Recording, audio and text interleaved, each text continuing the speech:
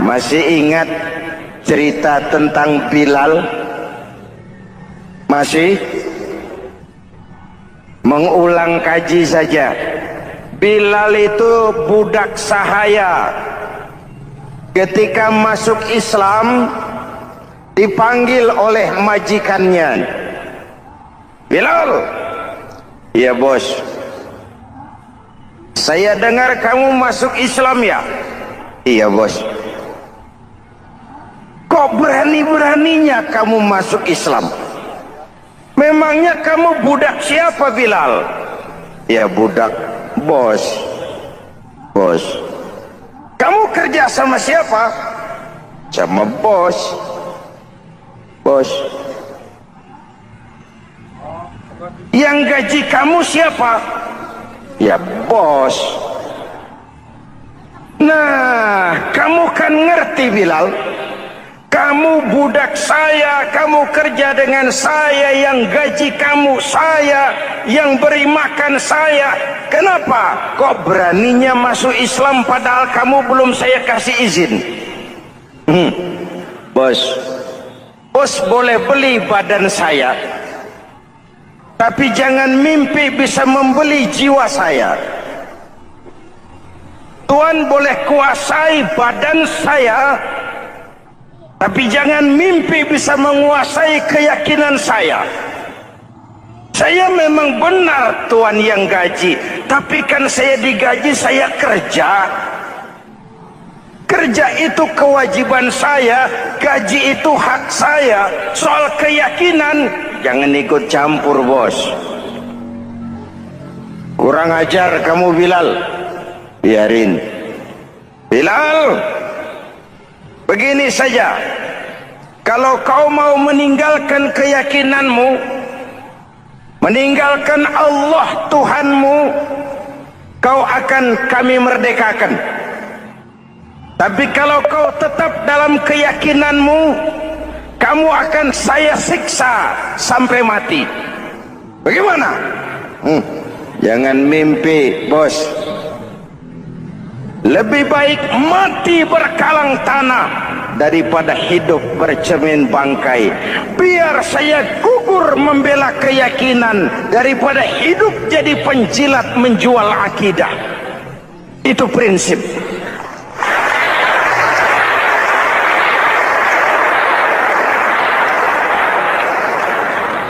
Gendeng kamu.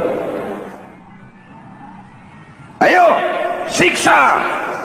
Tangannya diikat, dihimpit dengan batu berat, dijemur dengan terik matahari padang pasir, terkelupas kulitnya, mengalir darah dari sekujur badannya, pecah bibirnya. Ayo Bilal, tetap bertuhan Allah dan kau akan mati di sini, atau kembali ke agama lama, kau jadi merdeka. Dari bibir yang pecah itu cuma keluar Allahu Ahad. Bilal budak badannya, merdeka jiwanya, maka namanya ditulis dengan tinta emas dalam sejarah. Kita zaman sekarang merdeka badan kita, tapi sering budak mental dan jiwa kita, maka sejarah tidak pernah mau mencatat kita.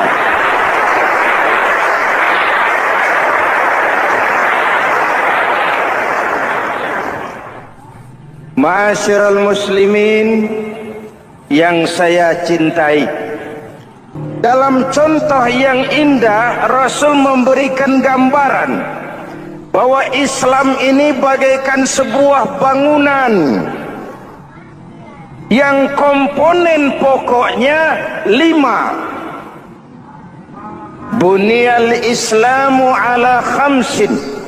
Islam dibangun di atas 5 komponen pokok. Jadi kalau Islam ini ibarat bangunan, unsur penunjang pokoknya itu 5. Mari kita analogkan Islam dengan bangunan. Kalau saudara akan membangun rumah, sebelum pasang tiang, pasang genteng, pasang jendela, apa yang lebih dulu dibangun?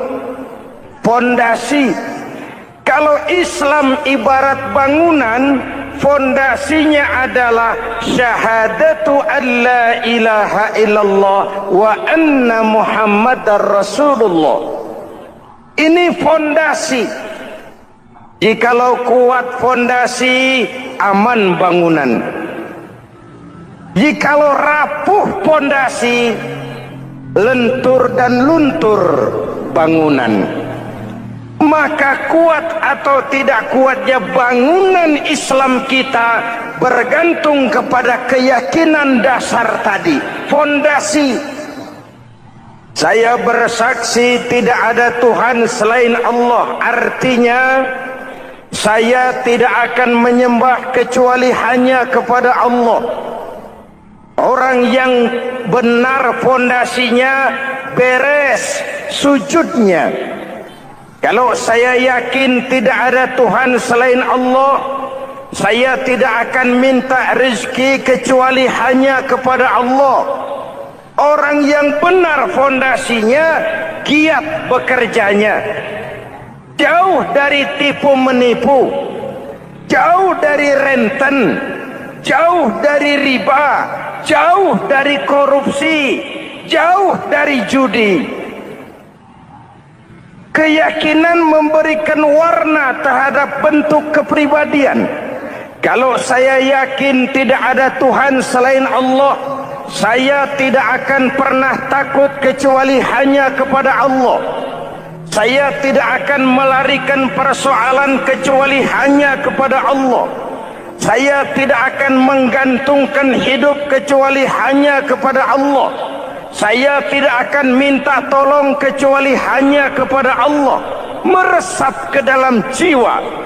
Untuk keyakinan seperti ini, orang-orang tua kita dahulu berlinang air mata, bersimbah darah, bahkan berkorban nyawa, melaksanakan hijrah untuk mempertahankan keyakinan. Ini intan paling mahal dan ini mutiara paling berharga. Zaman boleh berubah, tapi pondasi tidak boleh goyah. Masa boleh berganti, tapi pondasi jangan sampai mati. Karena iman kita hidup, untuk iman kita berjuang, dan dalam iman kita ingin kembali menghadap Allah Subhanahu. Ma'asyiral muslimin yang saya cintai, fondasi sudah. Lalu apa lagi? Mulai memancangkan tiang. Tiangnya 5. Ada tiang namanya zuhur, asar, maghrib, subuh, isya. Tetapi agar bangunan menjadi kuat, ada tiang-tiang tambahan. Namanya rawatib dan nawafil. Rawatib itu ba'diyah atau qobliyah, nawafil itu di luar itu. Agar bangunan menjadi kuat, dibentuk pribadi lewat solat. Apa filsafatnya? Pertama, solat itu simbol penyerahan total kepada Allah. Kita ini sudah kontrak. Innallaha astara minal mu'minina anfusahum wa amwalahum bi anna lahumul jannah. Allah telah membeli dari orang-orang mukmin diri mereka, harta mereka, bagi mereka adalah surga. Penjual kita orang beriman, pembeli Allah, dagangannya amwal dan anfus, harganya adalah surga. Jelas? Penyerahan total itu dimulai dengan takbiratul ihram. Shalli fardal isya, Allahu akbar. Arahkan mata ke tempat kita sujud. Jangan lupa kalau sudah di atas, lupa dengan yang di bawah. Sudah jadi genteng, petatang peteteng di atas. Lalu bilang, merasa capek sendiri, kata genteng kepada tiang. Tiang, kamu sih enak, kata genteng. Saya setengah mati di atas. Kehujanan, kepanasan, kadang-kadang anak-anak nakal saya disambitin. Kata tiang, saudara genteng, ngomong jangan sembarangan ya. Kamu kira kamu bisa nongkrong dan nangkring di atas, itu gara-gara siapa genteng? Kan saya yang sokong dari bawah. Kamu jadi pejabat tinggi, jadi anggota ini, anggota itu. Kami rakyat yang angkat. Jangan sudah di atas kami ditekan.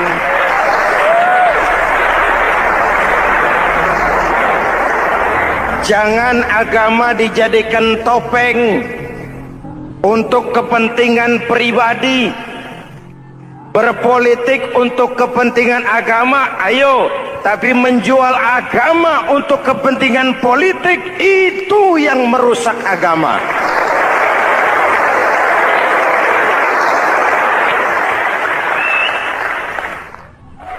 Ini kan kita lagi prihatin sedang meluncur kasus Bulog Gate 2. Innalillahi wa inna ilaihi raji'un. Kita lihat sajalah para petinggi kita sekarang bagaimana menyikapi hukum. Sebab saya dengar ada bargaining. Orang takut teriak maling sapi karena DE maling wedus.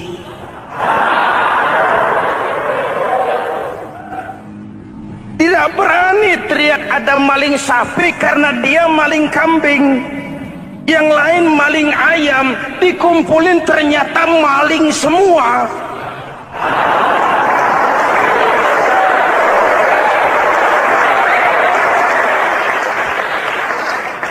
Hadirin yang saya hormati, ini melukai rasa keadilan.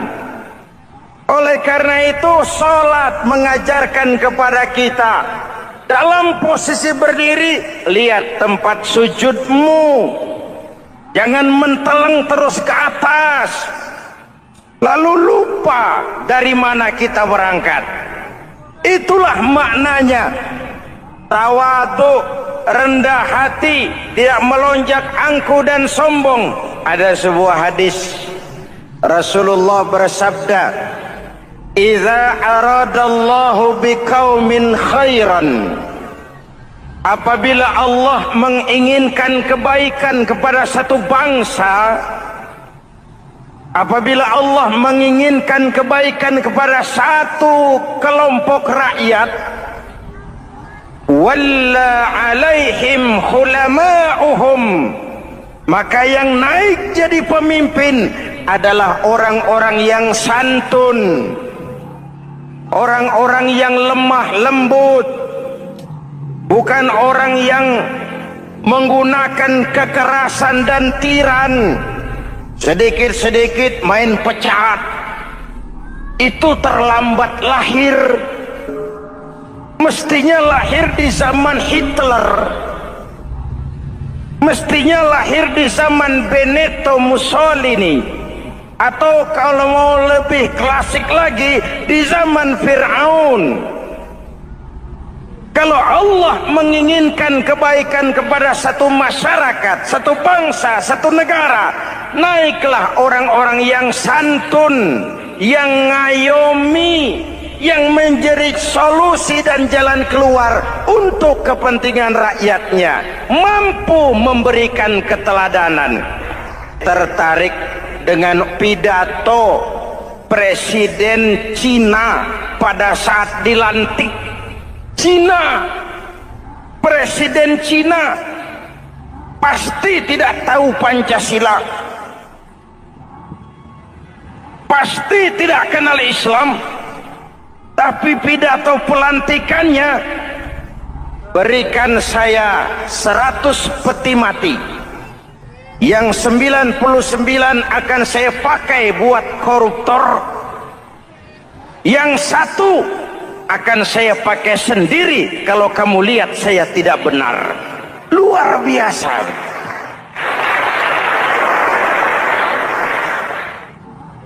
Yang diperlukan sekarang ini keteladanan.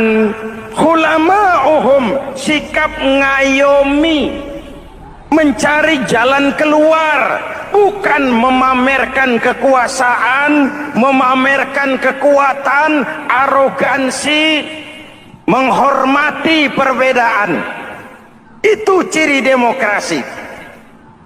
Lalu wa qada bainahum ulama'uhum, yang memutuskan hukum adalah pakarnya, ulamanya, mengambil keputusan secara profesional sehingga rakyat beroleh apa yang namanya kepastian hukum, merasa hidup terlindungi, aman dan nyaman. Lalu yang ketiga, wa ja'alal mala fi askhiyaihim, peredaran harta, pergerakan ekonomi berada di tangan orang-orang yang pemurah, yang tidak mau kaya sendiri, tidak mau senyum di atas penderitaan orang lain, menari di atas bangkai saudaranya. Hadirin yang saya hormati, ini cirinya. Tapi sebaliknya kata Nabi, wa idza aradallahu biqaumin syarran, apabila Allah menghendaki kejelekan, keburukan bagi satu bangsa, walla alaihim sufahauhum, yang naik jadi pemimpin orang-orang durjana, orang-orang kurang ajar, tapi dipoles dengan topeng yang bagus.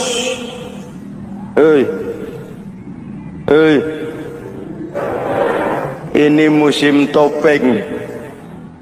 Musim apa? Topeng. Topeng itu apa perlunya? Menyembunyikan wajah asli. Sekarang ini Dracula berwajah Arjuna. Ini musim topeng. Kita rakyat harus hati-hati dan punya filter, mampu memilah dan memilih.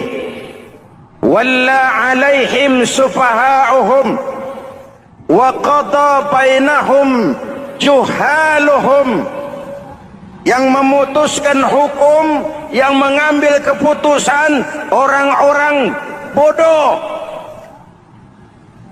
Wa ja'alal mala fi bukhalaihim, peredaran harta, peredaran ekonomi jatuh di tangan orang-orang yang bakhil, yang tidak punya konsep menciptakan kemakmuran yang merata bagi seluruh rakyat Indonesia.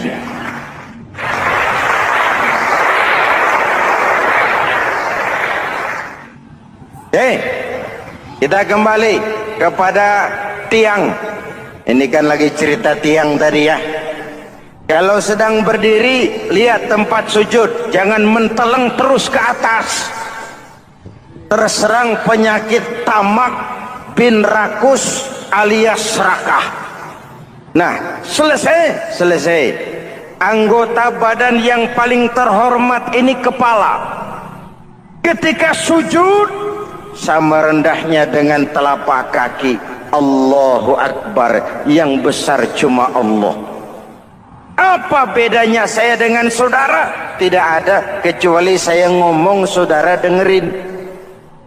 Kita sama-sama beribadah, sama-sama mencari nilai tambah di hadapan Allah.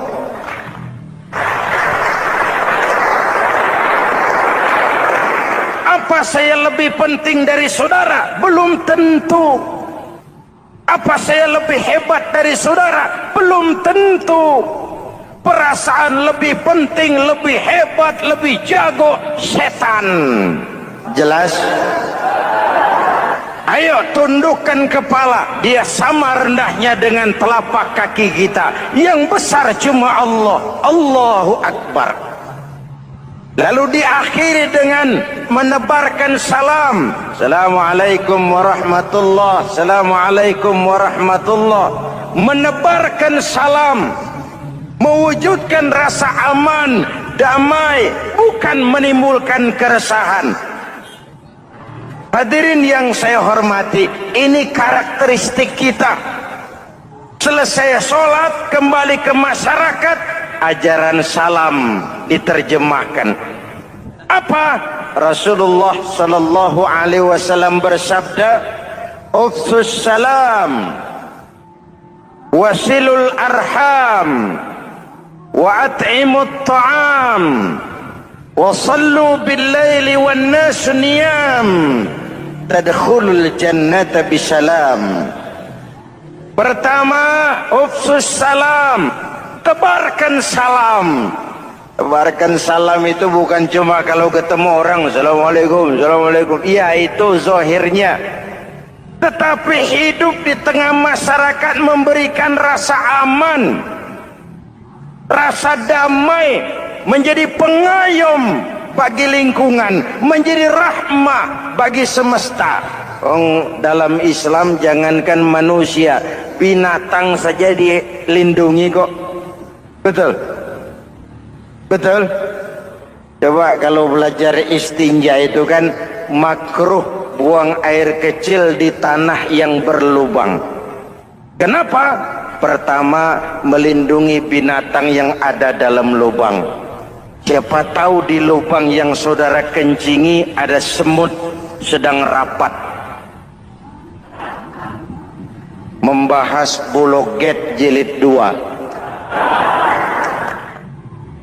Apa dosanya lalu mati dikencingi? Ini namanya rahmatan lis semut. Binatang saja dilindungi. Ada hadis, kalau kamu menyembelih hewan, sembelilah dengan cara yang terbaik. Jangan menyembelih ayam dengan pisau tumpul. Ini ajaran apa? Ajaran tentang peri kebinatangan. Rahmatan, memberikan rahmah, salam, keselamatan dan kedamaian kepada masyarakat lingkungan. Itu misi seorang muslim.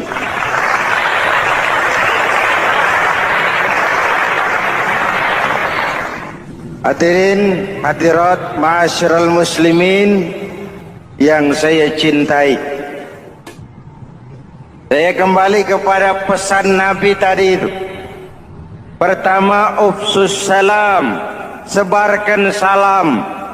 Sekarang ini kan yang banyak sebarkan isu, sebarkan fitnah, hancurkan nama baik orang, hantam orang di mana-mana. Padahal yang diajarkan ufsus salam, sebarkan perdamaian, bukan permusuhan. Cari kebenaran, bukan kemenangan.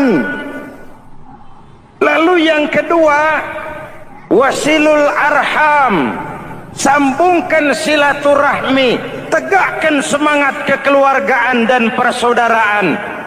Karena kita sudah diikat dengan tali akidah. Mari kita saling bertanya setelah lewat hari-hari yang dimana kita seperti saling berhadapan, seperti tercabut dari akar budaya kita sebagai bangsa.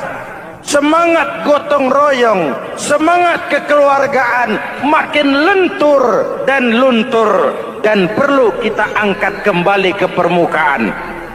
Silul arham, sambungkan semangat silaturahmi. Wa at'imut ta'am, berikan makan orang-orang yang kelaparan, mempunyai kepekaan dan kepedulian. Jangan menari di atas penderitaan orang, jangan tersenyum di atas isak tangis tetangga. At'imut ta'am, mempunyai kepedulian yang tinggi. Wa sallu bil laili wan nasu niyam, bangunlah di keheningan malam ketika orang sedang tidur. Istilah saya kalau mau telepon Allah, Jangan lupa nomor teleponnya itu 44342. Jumlahnya 17. Zuhur, asar, maghrib, isya, subuh 44342. Jangan ragu-ragu. Kalau angka cukup, telepon sambung. Kalau angka kurang, hati-hati salah sambung. Pak, mau sambung yang lebih cepat bagaimana? Bisa. Selain nomor itu, coba pakai sambungan langsung jarak jauh. Namanya SLJJ. Kapan? Tengah malam. Kenapa tengah malam? Lebih murah. Lebih murah. Saluran kosong, telepon jarang yang pakai, orang banyak tidur. Wa minal laili fatahajjad bihi nafilatan lak asa ayyab'atsaka rabbuka maqaman mahmuda. Nun, di keheningan malam bangun. Seperti bapak-bapak, ibu sering bangun tengah malam ya bu? Ya. Ngapain? Kalau bangun tengah malamnya sih saya percaya, cuma urusannya apa? Kira bangun tengah malam mau tahajud, malaikat sudah mau nulis, cuma buang air kecil, tidur lagi. Hampir salah tulis saya.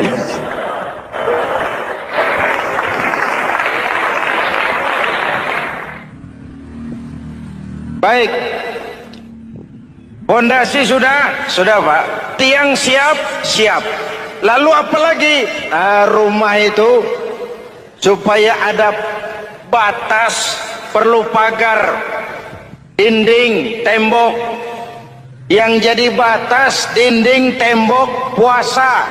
Asyamu junnatun. Puasa adalah dinding, benteng yang menyelamatkan manusia jangan sampai menyentuh wilayah lain. Ada batas-batas dan norma yang diindahkan.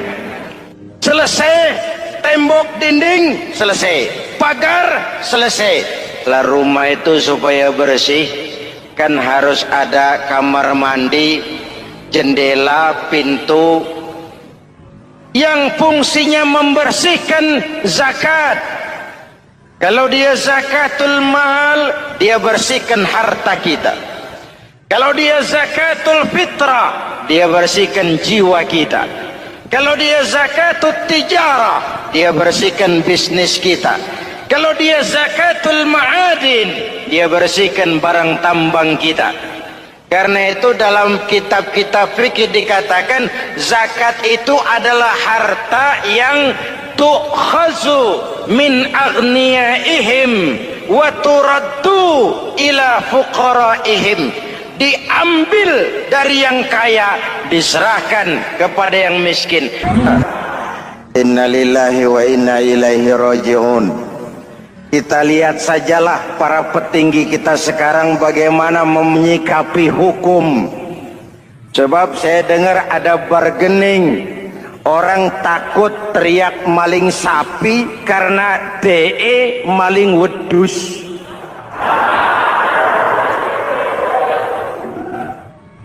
Tidak berani teriak ada maling sapi karena dia maling kambing. Yang lain maling ayam, dikumpulin ternyata maling semua.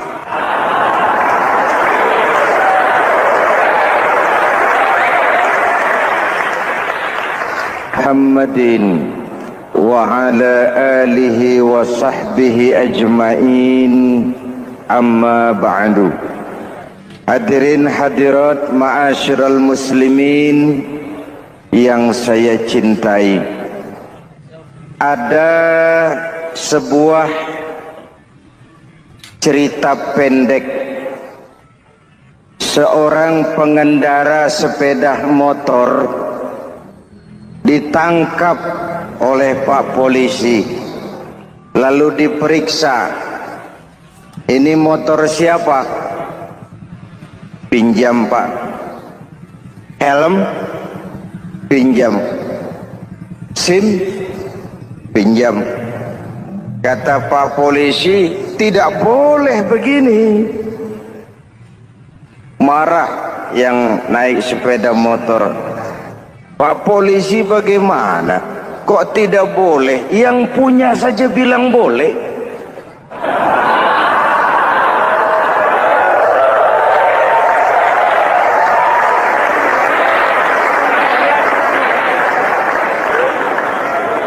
Cerita ini memberikan gambaran bagaimana masyarakat kita sekarang cenderung memboleh-bolehkan diri sendiri, melahirkan permissive society. Masyarakat serba boleh dengan ukuran sakarepe dewe. Itu sebabnya agama diturunkan. Dalam contoh yang indah, Rasul memberikan gambaran bahwa Islam ini bagaikan sebuah bangunan yang komponen pokoknya 5. Bunyal Islamu ala khamsin. Islam dibangun di atas 5 komponen pokok. Jadi kalau Islam ini ibarat bangunan, unsur penunjang pokoknya itu 5. Mari kita analogkan Islam dengan bangunan. Kalau saudara akan membangun rumah, sebelum pasang tiang, pasang genteng, pasang jendela, apa yang lebih dulu dibangun? Fondasi. Kalau Islam ibarat bangunan, fondasinya adalah syahadatu an la ilaha illallah wa anna muhammadar rasulullah. Ini fondasi. Jikalau kuat fondasi, aman bangunan. Jikalau rapuh fondasi, lentur dan luntur bangunan. Maka kuat atau tidak kuatnya bangunan Islam kita bergantung kepada keyakinan dasar tadi, fondasi. Saya bersaksi tidak ada Tuhan selain Allah. Artinya saya tidak akan menyembah kecuali hanya kepada Allah. Orang yang benar fondasinya beres sujudnya. Kalau saya yakin tidak ada Tuhan selain Allah, saya tidak akan minta rezeki kecuali hanya kepada Allah. Orang yang benar fondasinya, giat bekerjanya, jauh dari tipu menipu, jauh dari renten, jauh dari riba, jauh dari korupsi, jauh dari judi. Keyakinan memberikan warna terhadap bentuk kepribadian. Kalau saya yakin tidak ada Tuhan selain Allah, saya tidak akan pernah takut kecuali hanya kepada Allah. Saya tidak akan melarikan persoalan kecuali hanya kepada Allah. Saya tidak akan menggantungkan hidup kecuali hanya kepada Allah. Saya tidak akan minta tolong kecuali hanya kepada Allah. Meresap ke dalam jiwa. Untuk keyakinan seperti ini, orang-orang tua kita dahulu berlinang air mata, bersimbah darah, bahkan berkorban nyawa, melaksanakan hijrah untuk mempertahankan keyakinan. Ini intan paling mahal dan ini mutiara paling berharga. Zaman boleh berubah, tapi pondasi tidak boleh goyah. Masa boleh berganti, tapi pondasi jangan sampai mati. Karena iman kita hidup, Untuk iman kita berjuang, dan dalam iman kita ingin kembali menghadap Allah Subhanahu. Masih ingat cerita tentang Bilal? Masih? Mengulang kaji saja. Bilal itu budak sahaya. Ketika masuk Islam, dipanggil oleh majikannya. Bilal, iya bos, saya dengar kamu masuk Islam ya? Iya bos. Kok berani-beraninya kamu masuk Islam? Memangnya kamu budak siapa Bilal? Ya budak bos. Bos.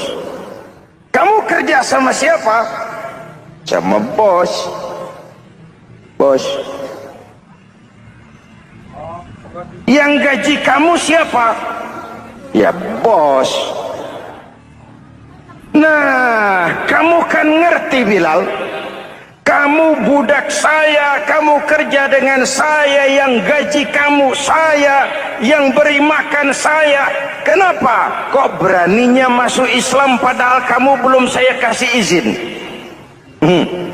Bos, bos boleh beli badan saya, tapi jangan mimpi bisa membeli jiwa saya. Tuhan boleh kuasai badan saya, tapi jangan mimpi bisa menguasai keyakinan saya. Saya memang benar Tuhan yang gaji, tapi kan saya digaji, saya kerja. Kerja itu kewajiban saya, gaji itu hak saya. Soal keyakinan, jangan ikut campur bos. Kurang ajar kamu Bilal. Biarin.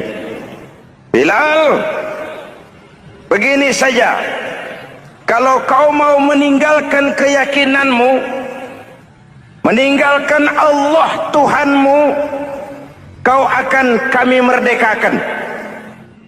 Tapi kalau kau tetap dalam keyakinanmu, kamu akan saya siksa sampai mati.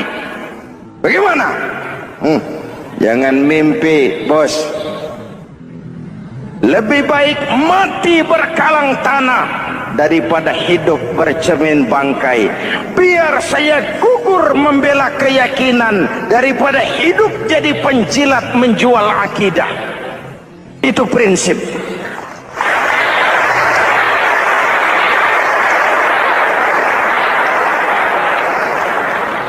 Gendeng kamu.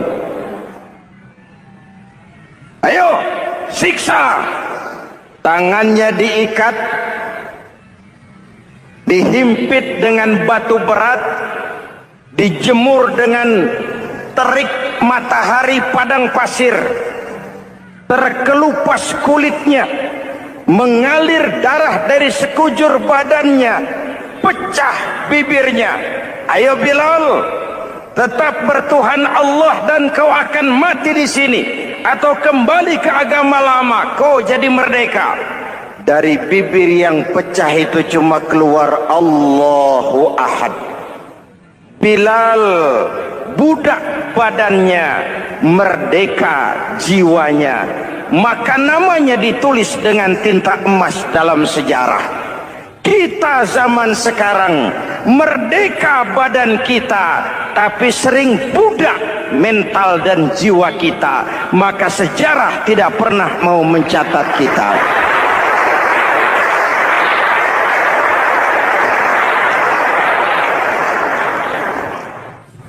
Ma'asyiral muslimin yang saya cintai, fondasi sudah. Lalu apalagi? Mulai memancangkan tiang. Tiangnya 5. Ada tiang namanya zuhur, asar, maghrib, subuh, isya.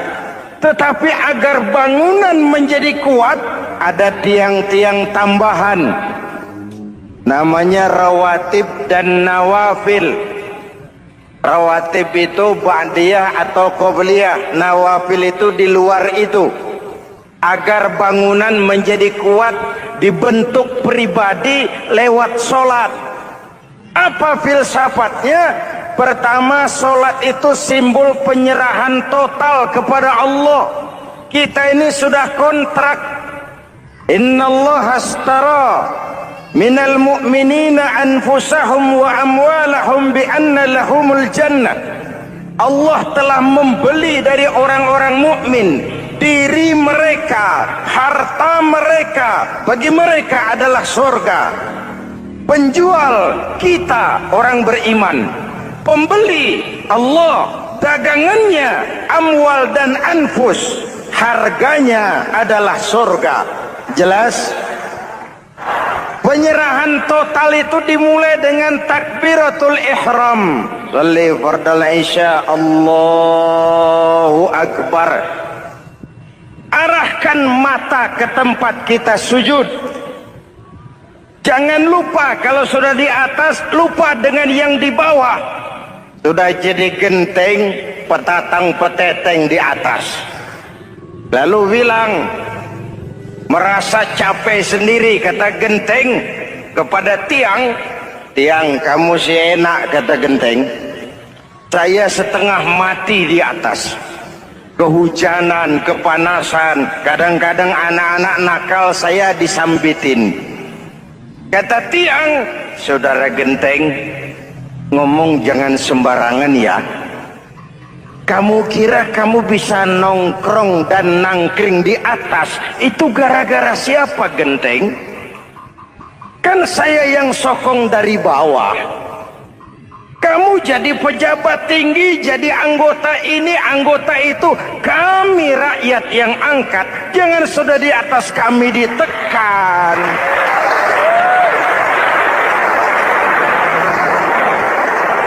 Jangan agama dijadikan topeng untuk kepentingan pribadi. Berpolitik untuk kepentingan agama, ayo. Tapi menjual agama untuk kepentingan politik, itu yang merusak agama.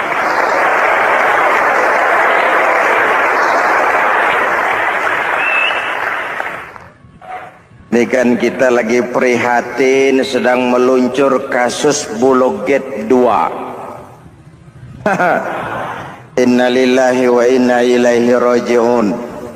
Kita lihat sajalah para petinggi kita sekarang bagaimana menyikapi hukum. Sebab saya dengar ada bargaining. Orang takut teriak maling sapi karena DE maling wedus.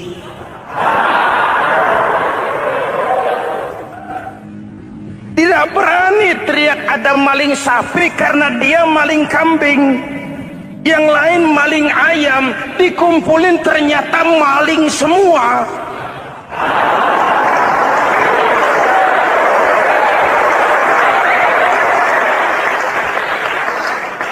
Hadirin yang saya hormati, ini melukai rasa keadilan. Oleh karena itu, sholat mengajarkan kepada kita, dalam posisi berdiri, lihat tempat sujudmu. Jangan menteleng terus ke atas. Lalu lupa dari mana kita berangkat. Itulah maknanya. Tawadhu, rendah hati, tidak melonjak angku dan sombong. Ada sebuah hadis. Rasulullah bersabda, "Idza aradallahu biqaumin khairan."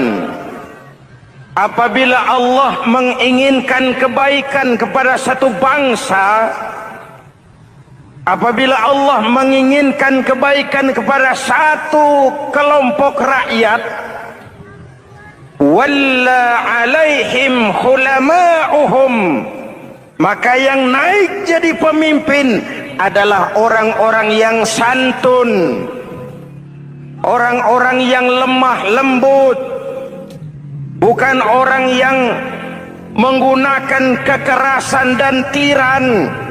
Sedikit-sedikit main pecat, itu terlambat lahir.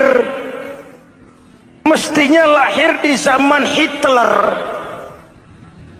mestinya lahir di zaman Benito Mussolini, atau kalau mau lebih klasik lagi di zaman Fir'aun. Kalau Allah menginginkan kebaikan kepada satu masyarakat, satu bangsa, satu negara, naiklah orang-orang yang santun, yang ngayomi, yang menjadi solusi dan jalan keluar untuk kepentingan rakyatnya, mampu memberikan keteladanan. Tertarik dengan pidato Presiden Cina pada saat dilantik.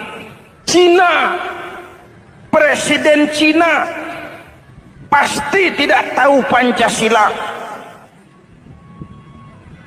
pasti tidak kenal Islam, tapi pidato pelantikannya, berikan saya 100 peti mati, yang 99 akan saya pakai buat koruptor, yang satu akan saya pakai sendiri kalau kamu lihat saya tidak benar. Luar biasa.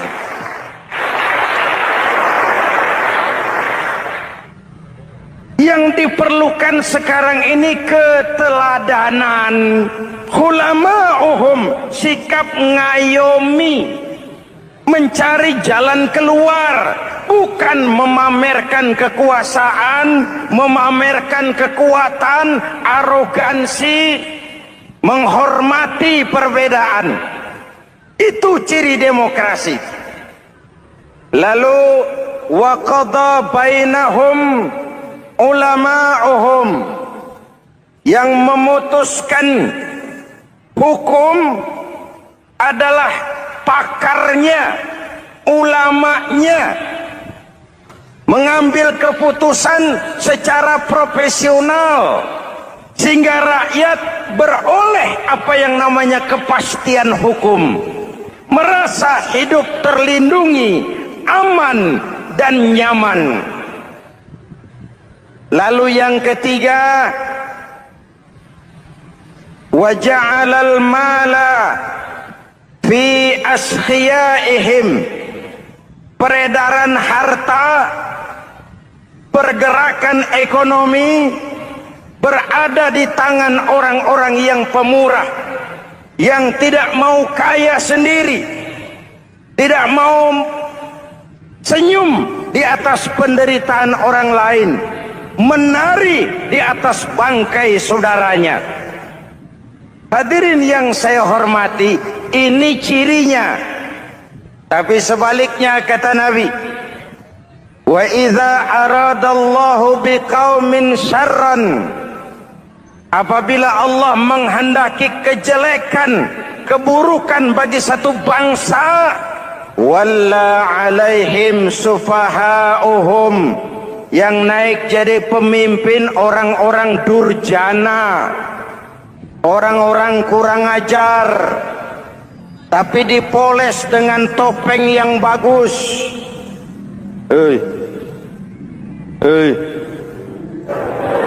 Ini musim topeng. Musim apa? Topeng. Topeng itu apa perlunya? Menyembunyikan wajah asli. Sekarang ini Dracula berwajah Arjuna. Ini musim topeng. Kita rakyat harus hati-hati dan punya filter, mampu memilah dan memilih. Walla alaihim sufahauhum wa qada bainahum juhaluhum, yang memutuskan hukum, yang mengambil keputusan orang-orang bodoh. Wa ja'alal mala fi bukhalaihim, peredaran harta, peredaran ekonomi jatuh di tangan orang-orang yang bakhil, yang tidak punya konsep menciptakan kemakmuran yang merata bagi seluruh rakyat Indonesia.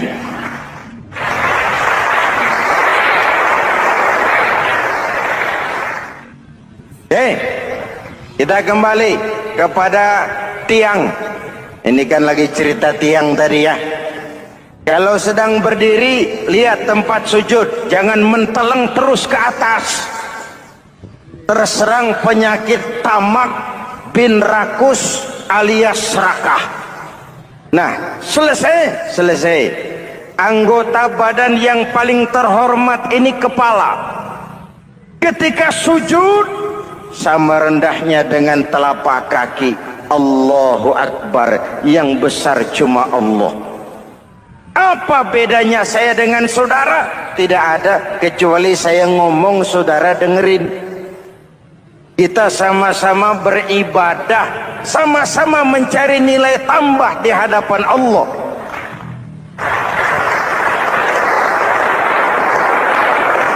Apa saya lebih penting dari saudara? Belum tentu.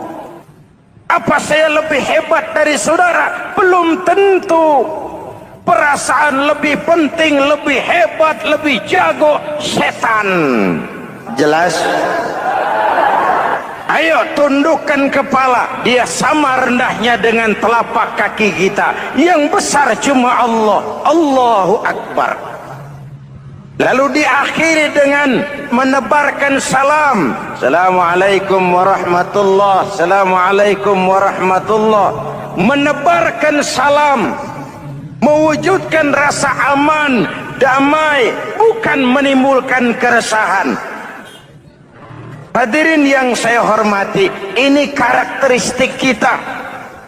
Selesai sholat, kembali ke masyarakat, ajaran salam diterjemahkan. Apa? Rasulullah sallallahu alaihi wasallam bersabda, "Ufsus salam, wasilul arham, wa at'imut ta'am, wa sallu bil laili wan nasu niyam, tadkhulul jannata bisalam." Pertama, ufsus salam, tebarkan salam. Tebarkan salam itu bukan cuma kalau ketemu orang assalamualaikum, assalamualaikum. Iya, itu zahirnya. Tetapi hidup di tengah masyarakat memberikan rasa aman, rasa damai, menjadi pengayom bagi lingkungan, menjadi rahmah bagi semesta.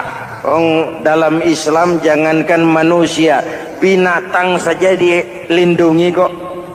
Betul? Betul? Coba kalau belajar istinja itu kan makruh buang air kecil di tanah yang berlubang. Kenapa? Pertama, melindungi binatang yang ada dalam lubang. Siapa tahu di lubang yang saudara kencingi ada semut sedang rapat. Membahas Buloget jilid 2. Apa dosanya lalu mati dikencingi? Ini namanya rahmatan lis semut. Binatang saja dilindungi. Ada hadis, kalau kamu menyembelih hewan, sembelilah dengan cara yang terbaik. Jangan menyembelih ayam dengan pisau tumpul. Ini ajaran apa? Ajaran tentang peri kebinatangan. Rahmatan, memberikan rahmah, salam, keselamatan dan kedamaian kepada masyarakat lingkungan. Itu misi seorang muslim.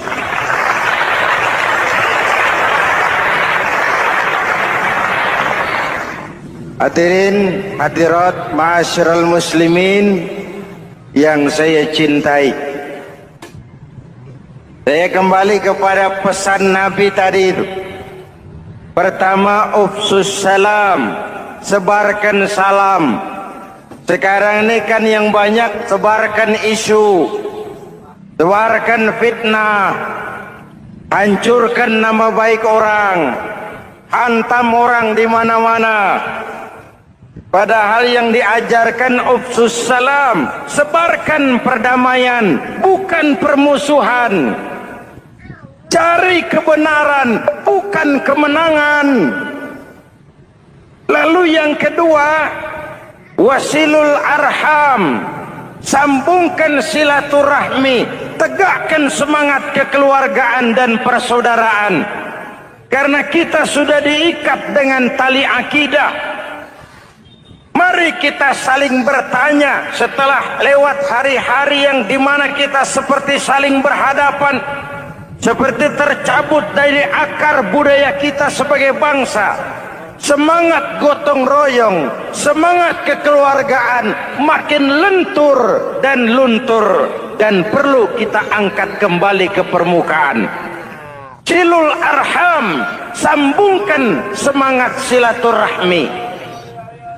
Wa at'imut ta'am, berikan makan orang-orang yang kelaparan, mempunyai kepekaan dan kepedulian.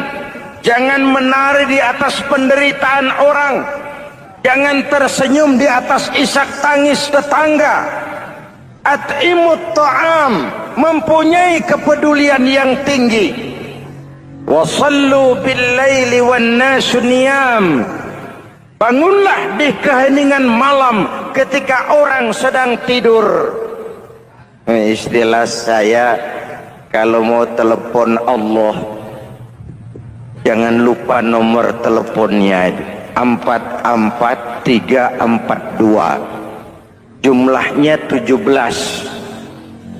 Zuhur, asar, maghrib, isya, subuh, 44342. Jangan ragu-ragu. Kalau angka cukup, telepon sambung. Kalau angka kurang, hati-hati salah sambung. Pak, mau sambung yang lebih cepat bagaimana? Bisa. Selain nomor itu, coba pakai sambungan langsung jarak jauh. Namanya SLJJ. Kapan? Tengah malam. Kenapa tengah malam? Lebih murah. Lebih murah. Saluran kosong, telepon jarang yang pakai, orang banyak tidur. Wa minal laili fatahajjad bihi nafilatan lak asa ayyab'athaka rabbuka maqaman mahmuda. Nun, di keheningan malam bangun. Seperti bapak-bapak ibu sering bangun tengah malam ya Bu? Ya. Ngapain? Kalau bangun tengah malamnya sih saya percaya, cuma urusannya apa? Kira bangun tengah malam mau tahajud, malaikat sudah mau nulis, cuma buang air kecil, tidur lagi. Hampir salah tulis saya.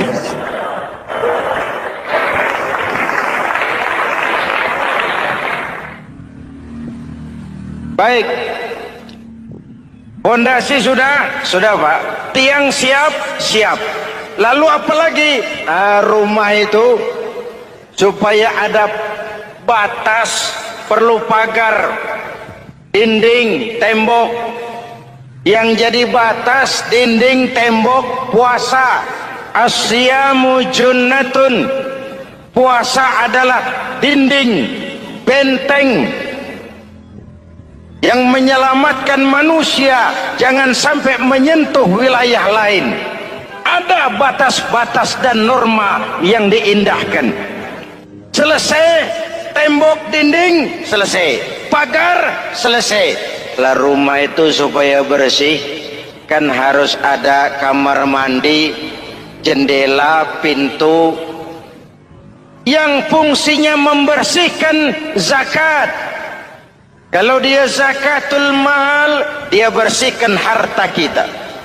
Kalau dia zakatul fitrah, dia bersihkan jiwa kita. Kalau dia zakatul tijarah, dia bersihkan bisnis kita. Kalau dia zakatul ma'adin, dia bersihkan barang tambang kita.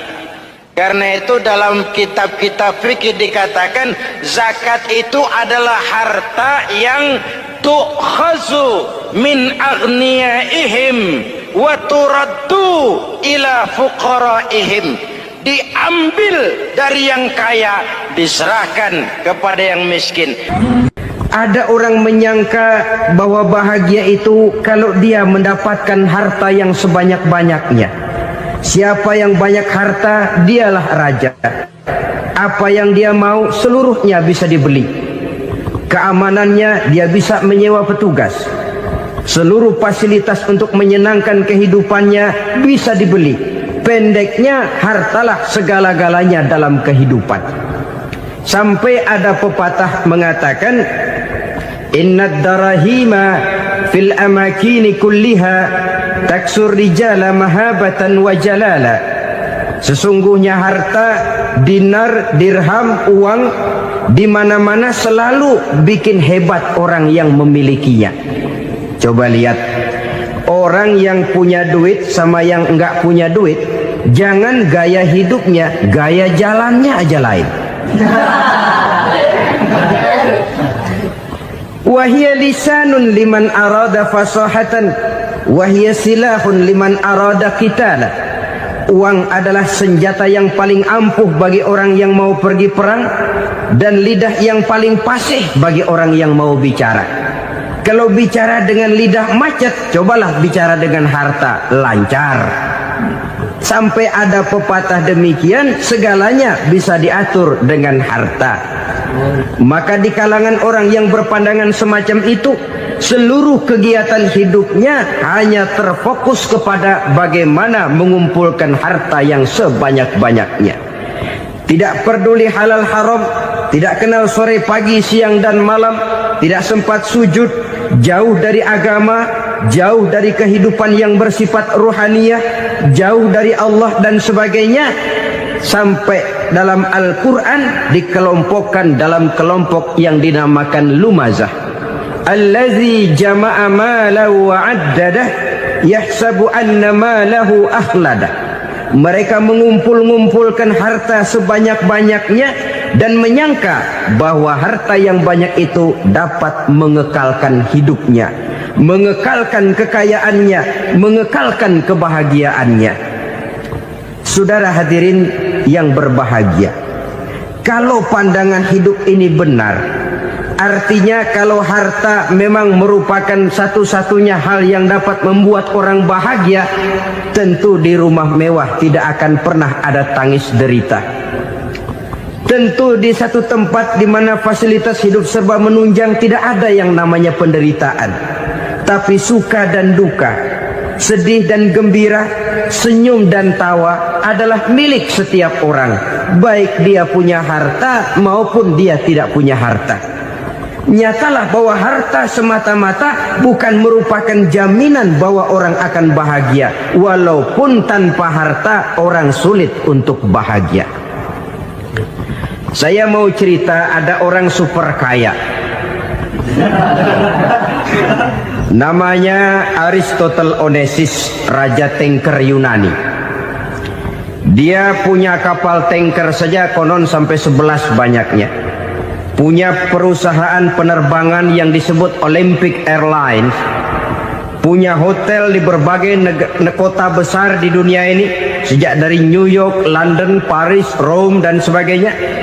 Bahkan punya pulau yang dia namakan Pulau Scorpio. Ini kan namanya sudah kaya nggak tanggung-tanggung, punya pulau. Nah, dia punya 2 orang anak, yang satu laki-laki namanya Alexander, yang satu perempuan namanya Maria Onesimus.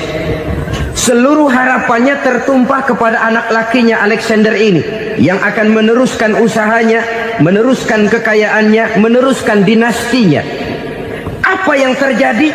Ternyata anak yang dia harapkan yang bernama Alexander ini mati muda dalam kecelakaan pada waktu dia olahraga.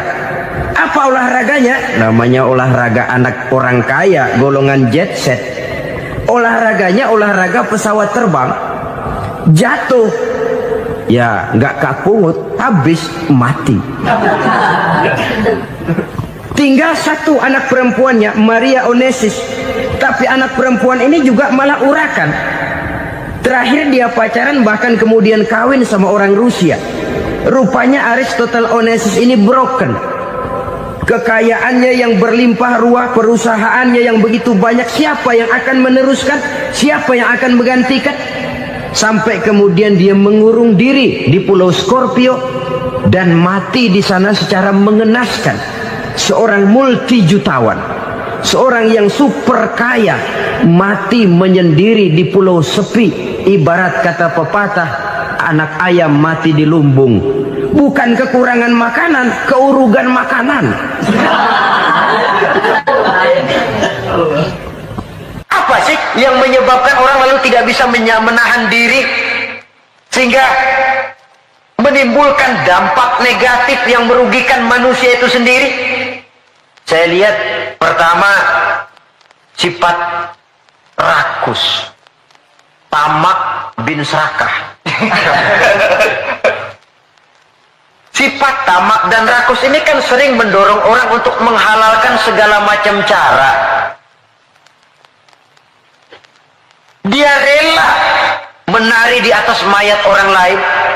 Dia mau senyum di atas tangisan orang lain. Dia mencari bahagia di atas penderitaan orang lain.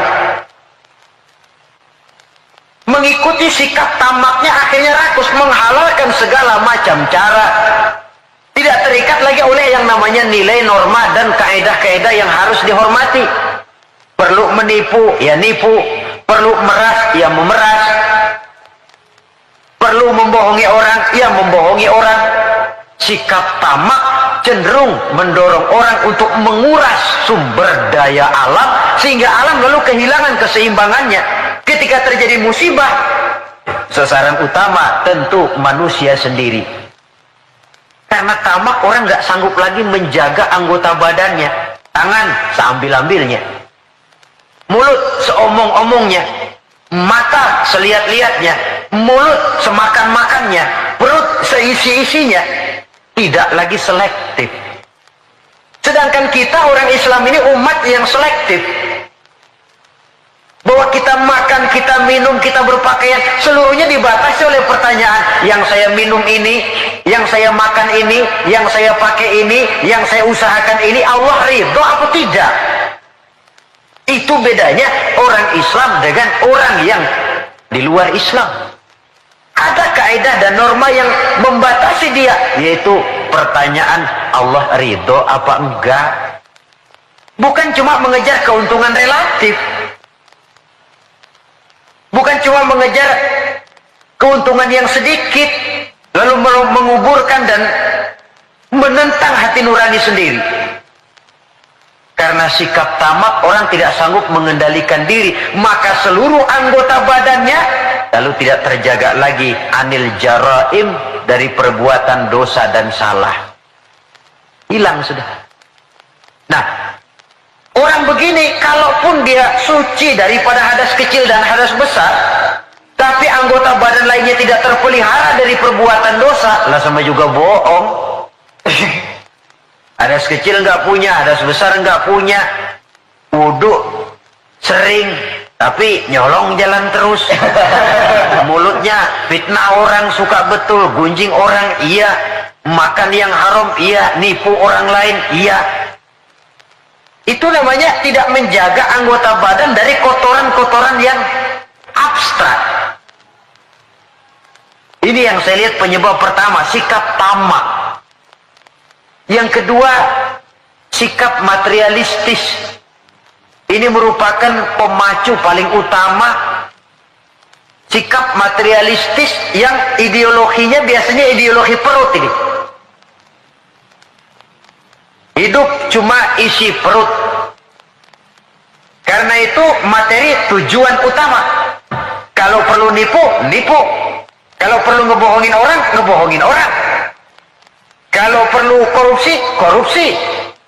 Sampai sekarang ini bukan cuma buku, bahkan sampai kepada hak cipta, sampai kepada produksi, sampai kepada hal-hal yang berkaitan dengan hubungan dengan dakwah, masih terkena yang namanya bajakan.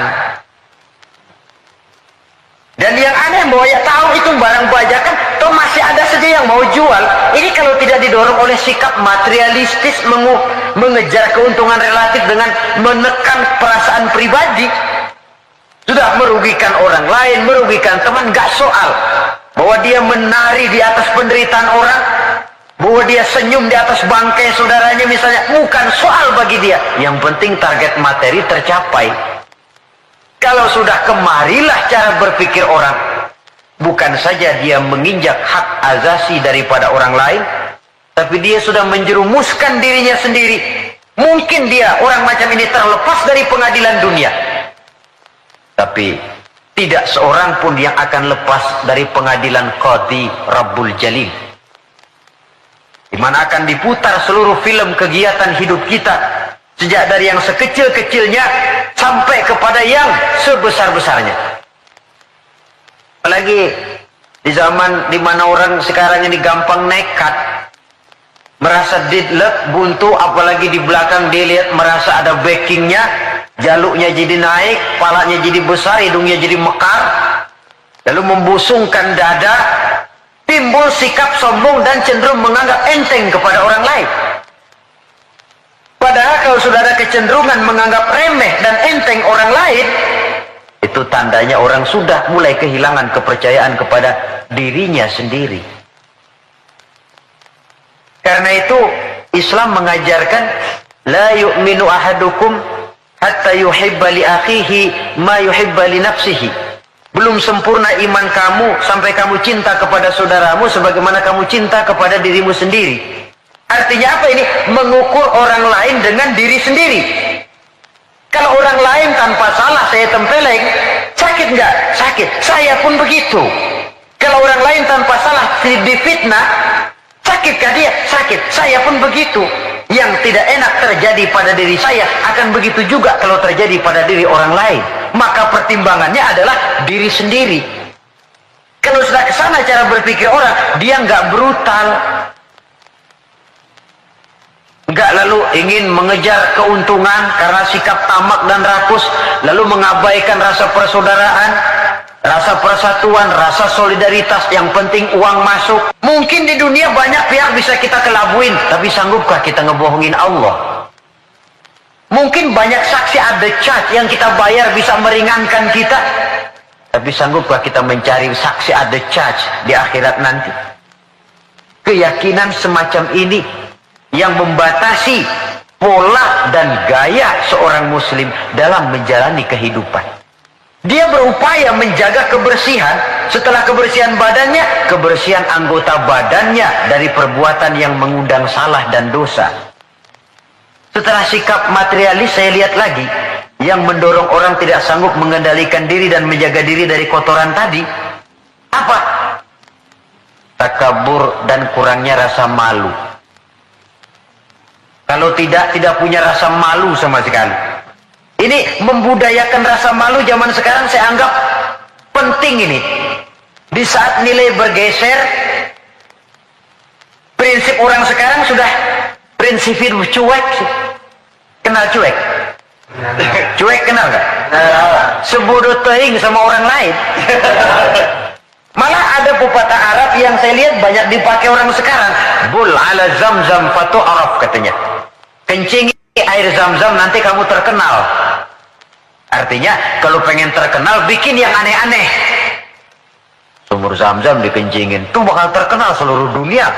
Orang kenal, gila benar tuh kok sumur zam-zam dikencingin. Terkenal tapi terkenal nggak benarnya.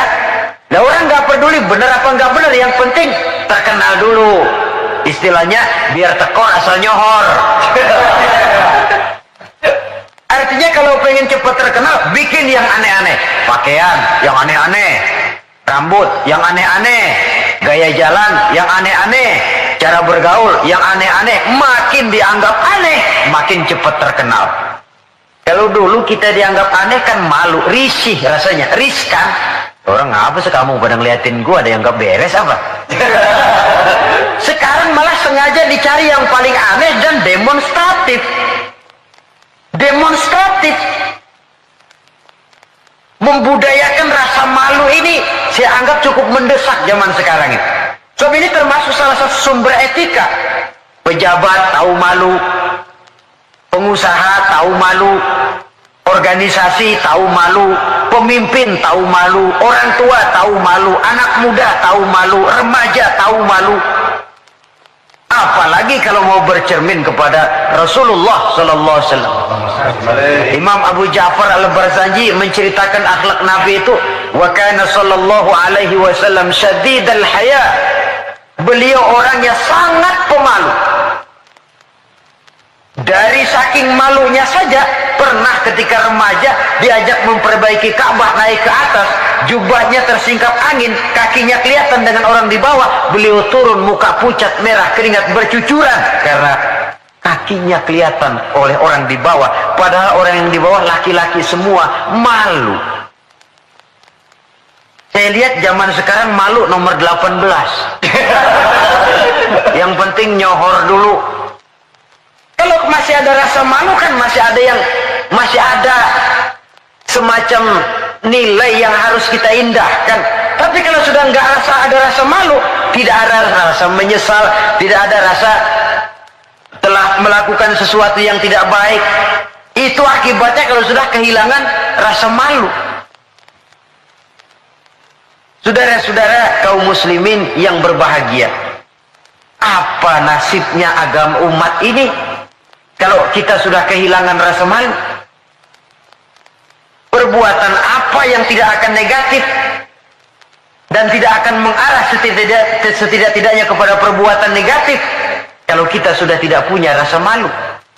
Nah, kalau orang sudah nggak punya rasa malu, sudah nggak punya timbangan, karenanya cuek. Tahu cuek? Masa bodoh aja dah. Orang mau bilang apa kek, yang penting kan untung, yang penting kan duit masuk, yang penting kan terkenal. Sehingga jangan heran kalau sekarang di kampung-kampung walau orang pakai baju kayak mau mentas di televisi saja, padahal nggak kemana-mana.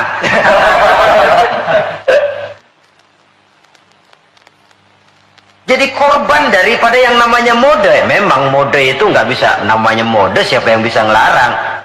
Mode itu musim kan nggak bisa dilarang. Musim hujan bisa nggak dilarang? Tidak bisa dilarang. Kalau sudah datang ya datang. Musimnya habis. Musim rambutan nggak bisa dilarang, nggak boleh musim rambutan, ya tetap saja. Tapi kalau musimnya sudah habis ya habis. Mode juga begitu. Nggak bisa dilarang, nanti gilirannya habis, ya habis saja. Dulu pernah itu anak muda mode ya, bikin celana bawahnya kecil bener, botol aja nggak masuk. Emang lagi mode semuanya celana begitu.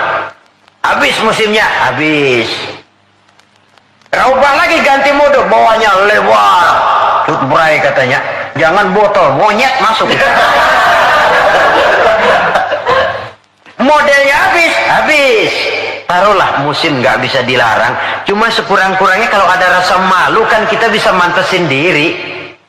Ini yang penting. Sehingga halakam ru'un lam ya'rif qadrahu, kata orang.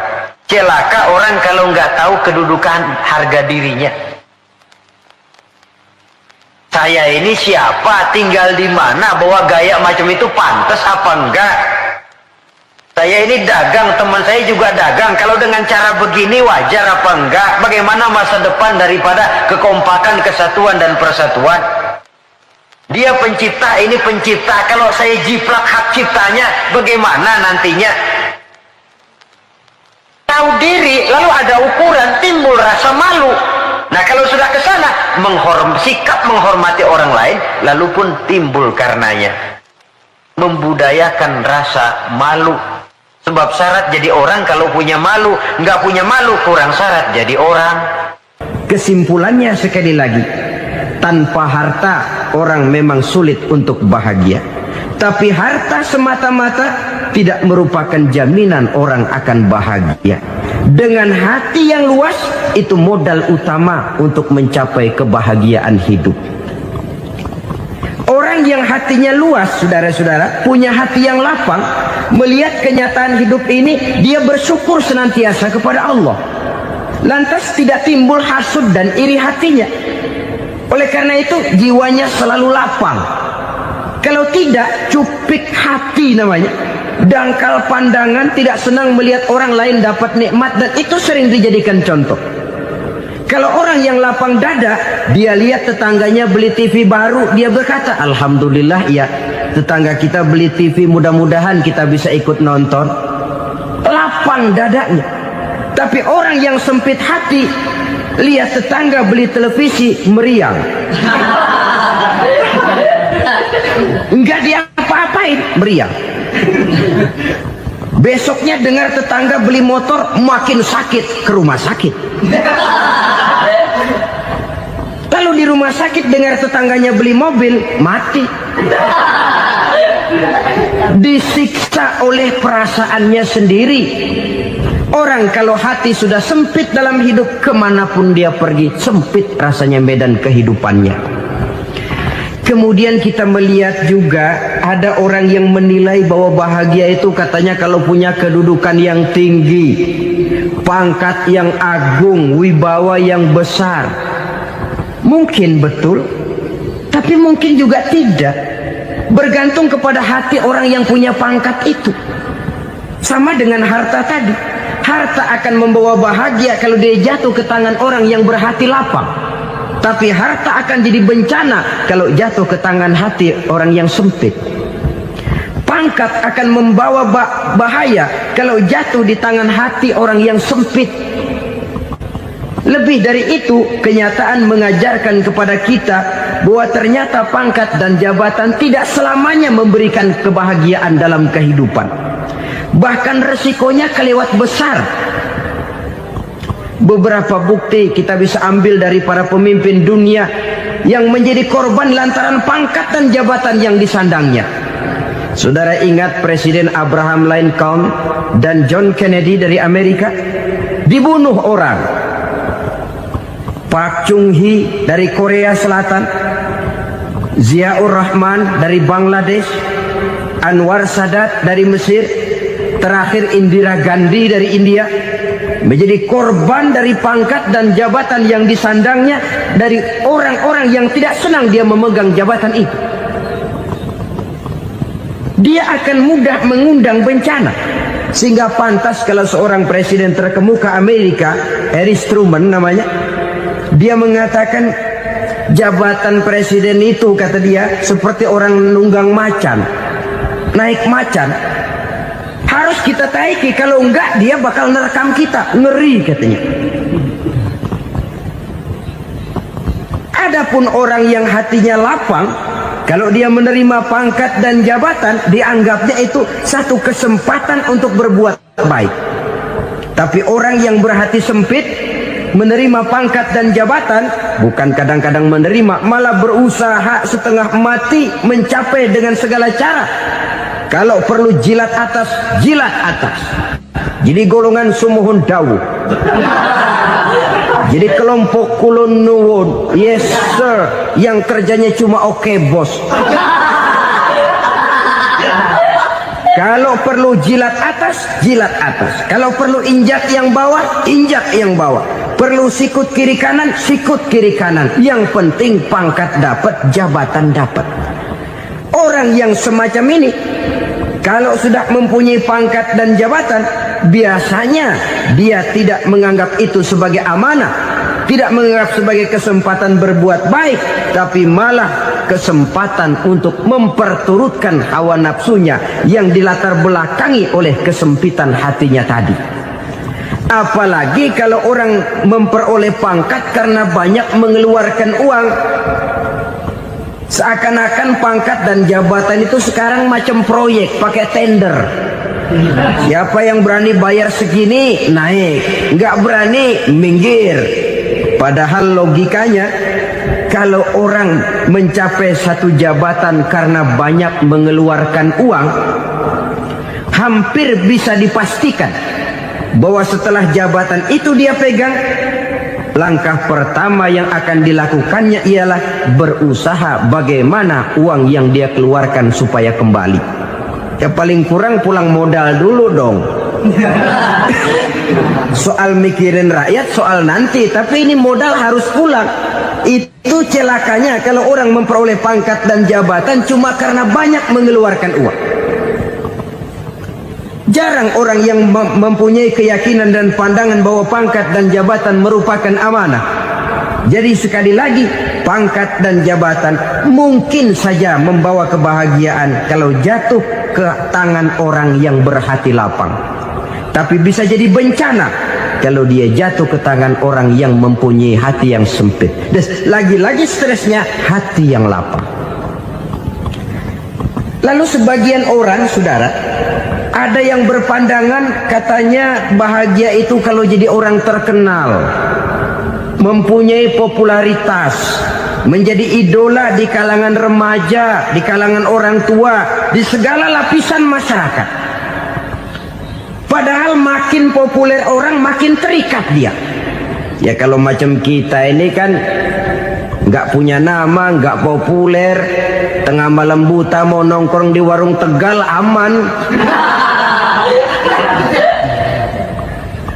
Tapi pangkat, jabatan, kedudukan, popularitas menyebabkan kita diikat dengan berbagai macam peraturan. Cuma mandi sama ke WC saja yang nggak dikawal.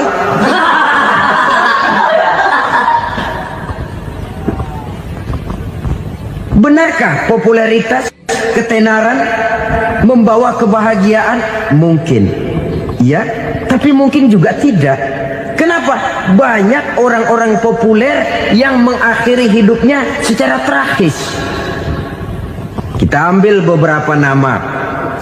Di Amerika tahun 60-an ada bintang seksi paling terkenal yang dijuluki seks bom. Bom seks. Sampai sekarang jadi legenda, namanya Marilyn Monroe.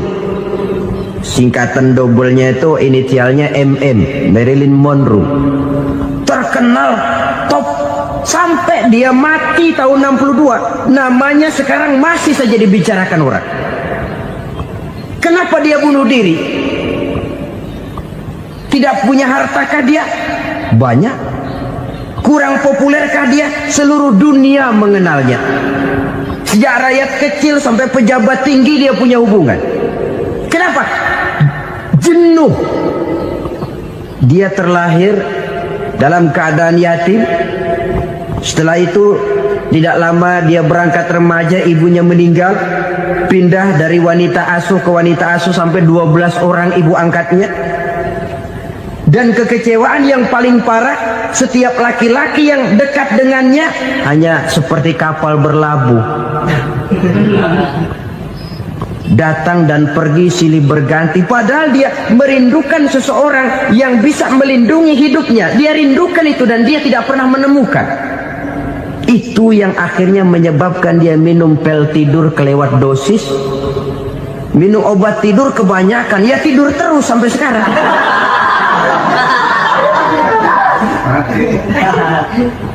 Dia mengakui, saya telah memiliki ketenaran, tapi saya tidak pernah hidup dalam ketenaran itu.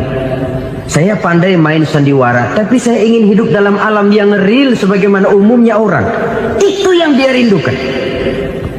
Menyusul jejak yang namanya Marilyn Monroe ini, Billie Holiday, saudara kenal tentu. Di rumah sakit dirawat. Dia juga minum obat overdosis, mati lagi. Jimi Hendrix minum obat tidur overdosis kelewat batas, mati lagi. Lalu yang menghanyutkan diri di danau, Janis Joplin dan Brian John. Ini orang-orang populer, orang-orang terkemuka yang mengakhiri hidup secara tragis. Bukan karena tidak terkenal, mungkin karena sudah saking terkenalnya. Contoh paling belakangan, Bruce Lee. Wah, ini tukang-tukang keprok tentu kenal siapa dia. Sampai sekarang pun tabir kematiannya masih merupakan misteri. Dan yang masih hidup juga menunjukkan gejala yang aneh. Michael Jackson, rumahnya di Beverly Hills itu dijaga sedemikian rupa, dan dia selalu curiga kepada setiap makanan. Harus steril, bersih dari segala macam kimia. Kemana dia pergi? Itu tukang-tukang kepruk sudah selalu menjaga dan mengawal, dan dia seakan takut menunjukkan mukanya yang asli. Hingga kalau tampil ke tengah di luar show, dia kadang memakai pakaian yang tidak menunjukkan dia yang sebenarnya, takut dikenali orang. Ternyata popularitas sering jadi momok yang meracuni kehidupan manusia. Oleh karena itu, benarlah junjungan kita pada saat beliau mengajarkan orang akan bahagia kalau dia mempunyai hati yang lapang. Nah, sekarang masalahnya untuk mendapatkan hati yang lapang, caranya bagaimana? Kita kembali kepada konsep Quran. Allah mengajarkan, ala inna bi dzikrillahi tatmainnul qulub. Ketahuilah bahwa dengan banyak mengingat Allah, hati akan tenang, jiwa akan lapang. Dengan kata lain, dekat dengan agama, merasakan kehadiran Allah dekat dalam hidup, itu muara pertama untuk mencapai hati yang lapang. Ala inna bi dzikrillahi tatmainnul qulub. Jangan macam orang sekarang ingin mendapatkan ketenangan lalu tapak di puncak gunung, di gua-gua, di tempat sepi. Iyalah kalau nggak ada ular. Kalau tergigit ular berbisa, ketenangan belum, mati jelas itu. Islam positif untuk mendapatkan ketenangan. Ala inna bi dzikrillahi tatmainnul qulubi. Bahwa ketahuilah bahwa dengan banyak mengingat Allah, hati akan tenang, jiwa akan lapang, nuansa pikiran akan luas. Karena yang namanya bahagia ada dimanapun manusia berada. Di kampung ada bahagia, di kota ada bahagia, di ngarai, di lembah, di gunung, di hutan, di lautan, di angkasa luar, dimanapun bahagia itu ada kalau kita bermodalkan hati yang lapang ini. Dan hati akan lapang kalau kita dekat dengan agama. Dekat dengan harta buat sementara hati mungkin tenang, tapi ketenangan yang relatif dan temporer. Apalagi orang tiap kali tambah harta, tiap kali tambah rencana. Itu wajar. Mungkin sebelumnya saudara berpikir, kalau punya duit 5.000 enak nih. Begitu punya duit 5.000, aduh sayang kalau 10.000 aja. Tiap kali tambah harta, tiap kali lain rencana. Makin banyak rencana, makin menjauhkan kita dari yang namanya ketenangan. Padahal ketenangan merupakan unsur utama untuk mencapai bahagia.